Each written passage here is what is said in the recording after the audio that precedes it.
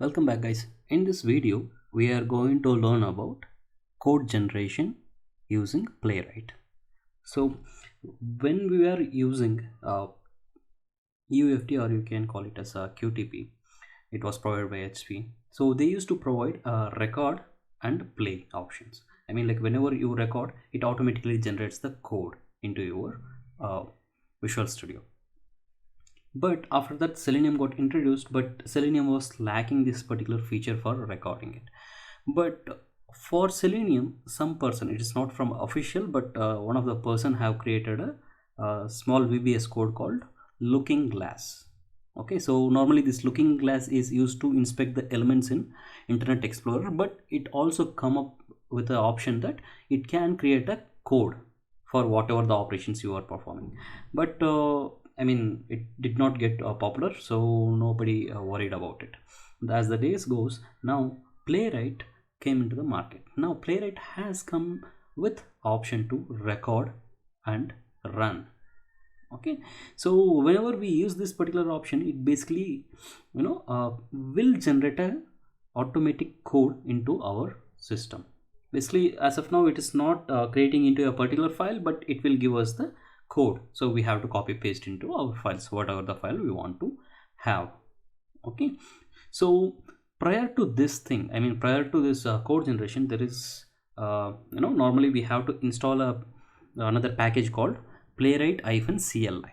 I mean, like, maybe with the versions of 1.6 or prior to those versions, we have to install it as a separate package. But with recent packages, Playwright itself comes with a Playwright-CLI package, so you don't have to install it separately. And code generation is one of the feature of that Playwright-CLI. Okay, so in this video we are going to see only the code generation, and in upcoming videos we will explore more about the Playwright CLI.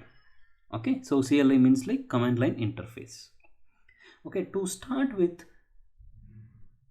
Playwright, so let's say, like, for code generation we have to execute couple of commands. But before that, let's see, I mean, what is the help that we get from Playwright. So for that, we have to write npx playwright -help. If you execute it, it will list out all the parameters you can pass with command line to the Playwright. Okay, but if you notice here, I have executed npx rather than npm. So when we use npm, normally we will be focused based on the package.json and node models. But when we use npx, basically we are asking to execute this particular command. Okay, so for a moment's sake, if I clear it, and if I say npm playwright -help, it will give me an error.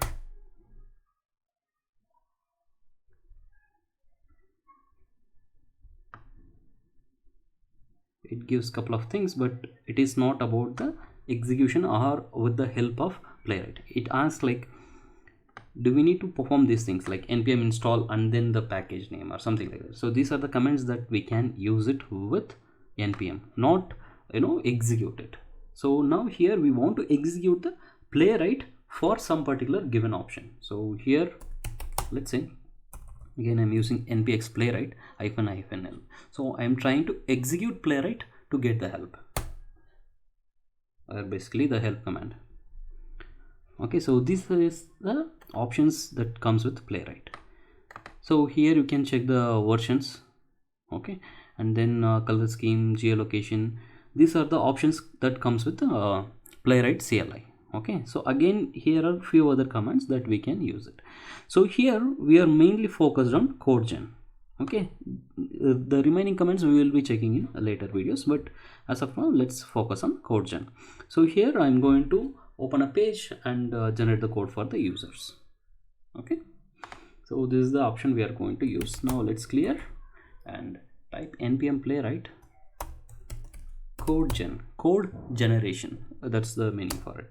Okay, so for this particular example, we want to use a web page. Okay, by default normally we go with the Wikipedia because that comes with option. I mean like that comes with official documents. So let's try with our own web page. So this is the web page that I'll be using for testing. So basically what we will do is we will select couple of the drop downs and we will enter the value and then we will check the checkbox. Okay, so this is what we are going to do in this script.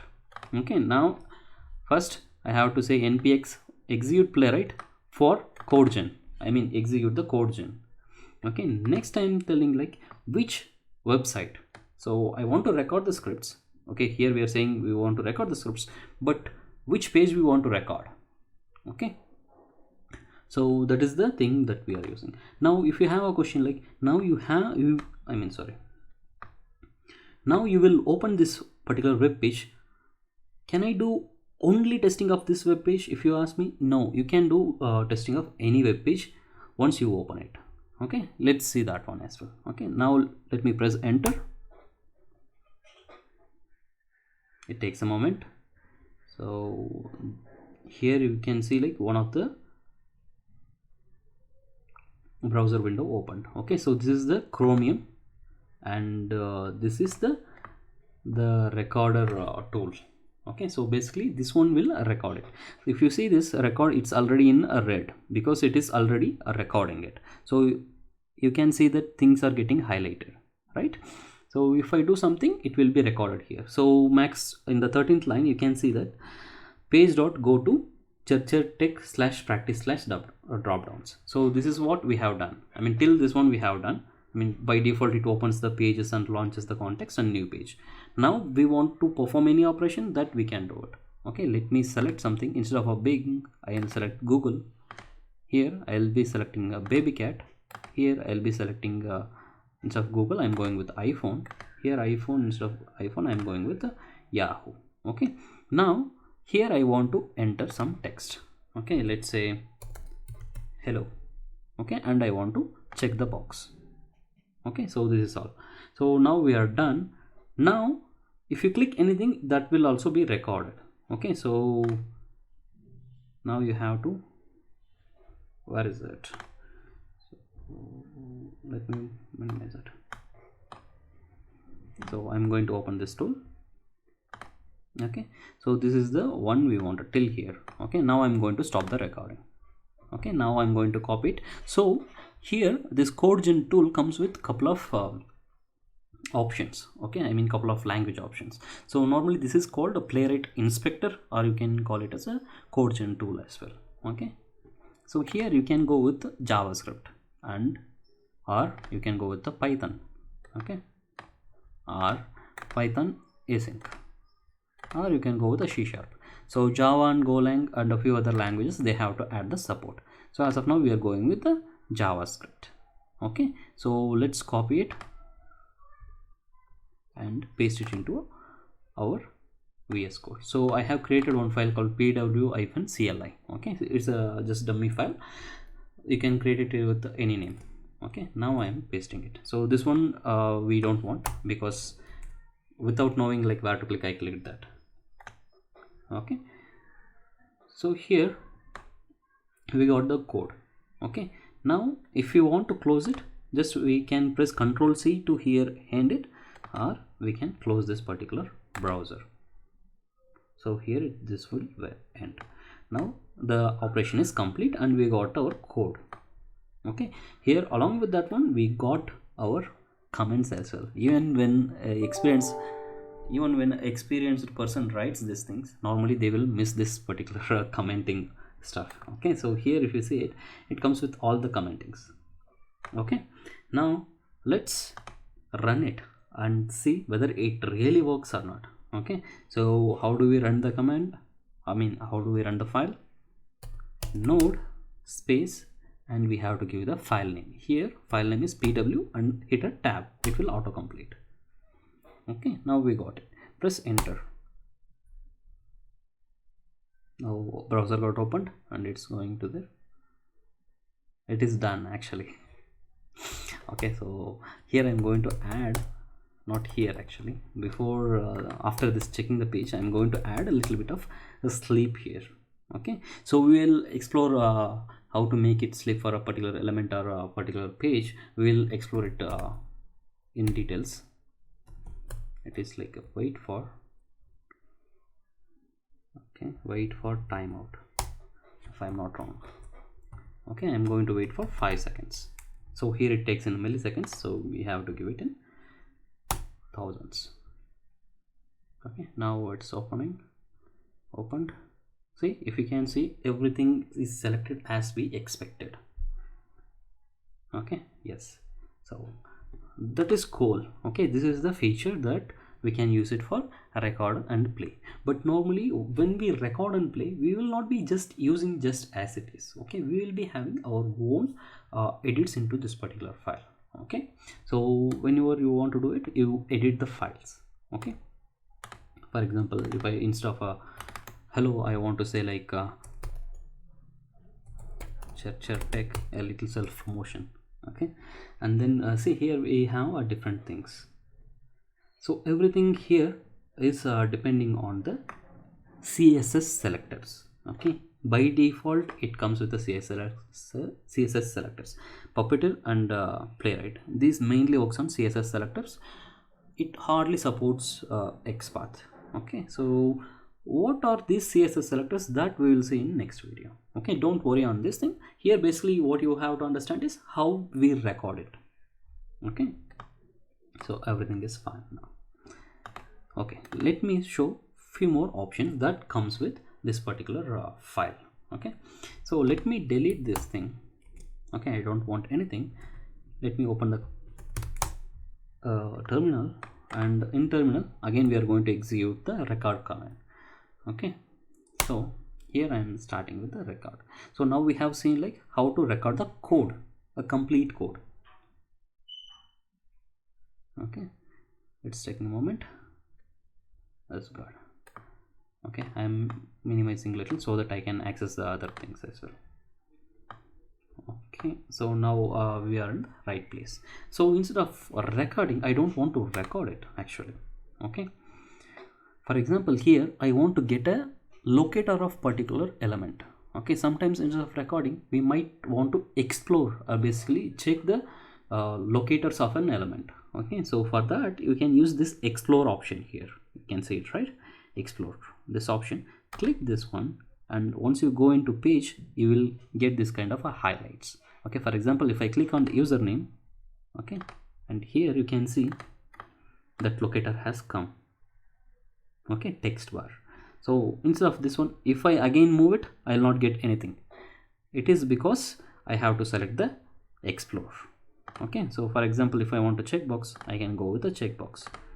So for the checkbox, it says like input type equal to checkbox. Okay, to verify it, press Ctrl C, and here I'm going to open Ctrl Shift I for the inspecting elements. Okay, so here if I press Ctrl F and paste it here, it finds that particular checkbox. Okay, without a problem.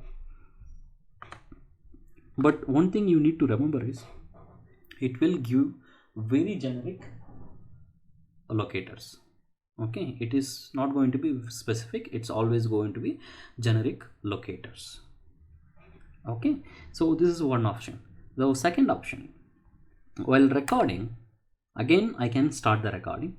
While recording itself, it will showcase the values, that particular locator values. See, for username, it says like input type equal to text bar. For checkbox, it is going to be checkbox. So now the problem comes when we have a duplicates. Okay, so here it is a select, here it is changing, because for this one it is unique when we use select, but when it comes to the animals, here again it changes the value. Okay, even though everything is made of drop downs. So this is the second option. So there are other two options that we will be exploring while we are learning the debugging. Okay, so as of this tutorial, it is not required. Okay, so I clicked somewhere, so again it's recording. If I want to stop it, I can stop it. Okay, and second thing what I can do is, if I want to write my own locators and explore it, I can do it. See, if I write my own locator, still it highlights all the parts. Okay, so these are the options that you can perform using CodeGen tool. Okay, So here, if you are thinking about like whether Python is accurate or whether all the things are accurate, yes, they are accurate, because I do have experience with Python as well. Okay, so it works fine. Okay, so I hope you guys understood how to use this recorder, basically the code gen tool. Okay, previously it is used with playwright-cli, and then you use the website name, but now they have merged that playwright CLI with playwright, so no need to worry about it anymore. Okay, so with while installing playwright itself, you will get the playwright CLI as well, and no need to install anything extra. Okay, so that's all for this video, guys. Thank you.